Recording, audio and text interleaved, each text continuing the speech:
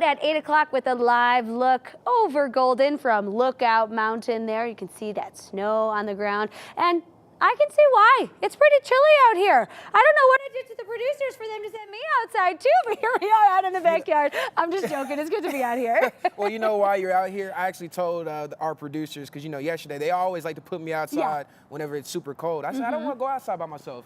Let's bring Lauren out there so she can really feel the environment with me, right? I see. The truth comes out. Okay, well, can verify for everybody at home it's cold outside this morning. It is. Now, I'm glad that you got your jacket. You'll definitely need that as you're heading out the door this morning. But here's the good news. Temperature is finally warming back up over the next 3 days, really starting today. Yesterday was a nice day. We saw lots of sunshine out there. 56 is what's in the forecast for your Monday. The upper 50s as we head into Tuesday, maybe even the low 60s in some locations. Current temperatures right now, like Lauren mentioned, very chilly. We're in the low 20s as well as the low 30s. At the airport, you're at 33 degrees. Here in the backyard, we're at 32 degrees as well. Temperatures statewide, cold everywhere you go. You just can't escape it, but you will be able to escape it this afternoon, seeing more sunshine and, of course, those warmer temperatures. Live radar, we're nice and quiet. No precipitation in my forecast. Matter of fact, the next 7 to 10 days, there's no precipitation, unfortunately. Here's how we're going to get to the low 50s. The upper 40s around lunchtime. We'll see a few passing clouds, but overall, lots and lots of sunshine.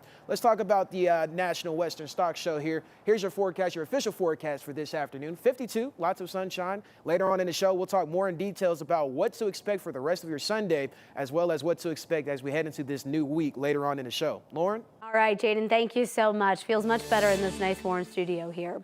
Developing this morning, Denver police investigating a shooting after someone fired a gun towards officers. This happened at around 10 last night in the area of Logan and 13th Street. Denver police say they stopped a car when someone threw a rock at their patrol car and then fired shots at the officer. The officer was not shot and did not fire back. A shelter in place was issued overnight as police looked for the shooter. That has since been lifted. Police say one person in the area was injured during that shooting and was taken to the hospital, but we don't know how they're doing this morning. We're working to get more information, and as always, as soon as we learn more, we'll update you on air and on 9news.com. Right now, Westminster police are investigating after a man was found dead in a parking lot. Police say officers responded to a welfare check yesterday for a man who was lying face down in the parking lot of Wolf Run Park. This is at West 76th Avenue near the intersection with Sheridan Boulevard. Police said the man had been shot several times. Witnesses told police they saw a dark-colored, newer model sedan leaving the park at the time of the shooting. Anyone with information is asked to call police. State investigators are putting some new eyes on a case of a CU student who went missing and then was found dead nearly a year later. Megan Trussell vanished from her CU dorm, was reported missing on February 9th, and was found dead in Boulder Canyon just 6 days later. Law enforcement ruled her death a suicide and prescription drug misuse.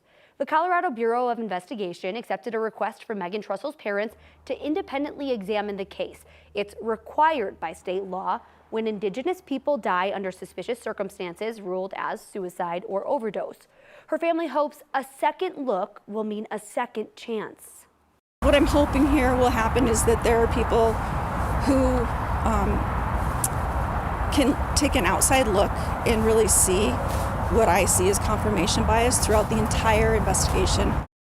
Again, her parents identified Megan as Indigenous, triggering the mandated state review.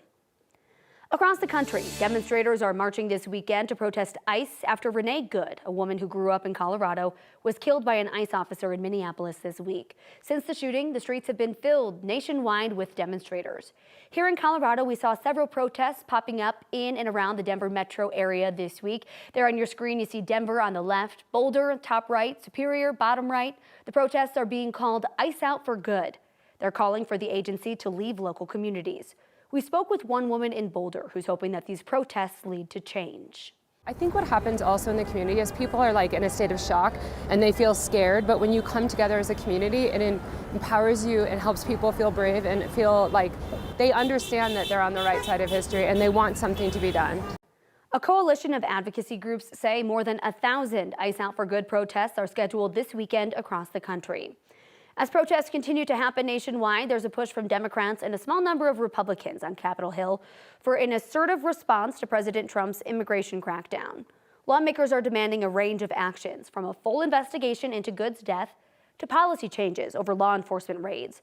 There's also discussion about defunding these ICE operations and even the idea of impeaching Homeland Security Secretary Kristi Noem. Both of those largely unlikely, though, since Republicans control both the House and the Senate. The killing immediately drew dueling narratives. The Trump administration officials say that the officer acted in self-defense.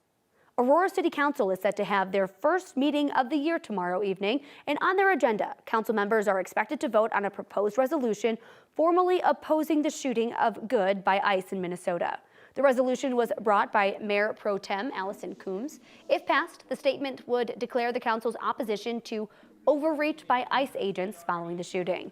It would also state that the city council, quote, stands in solidarity with the Twin Cities in the call for ICE to leave their community immediately.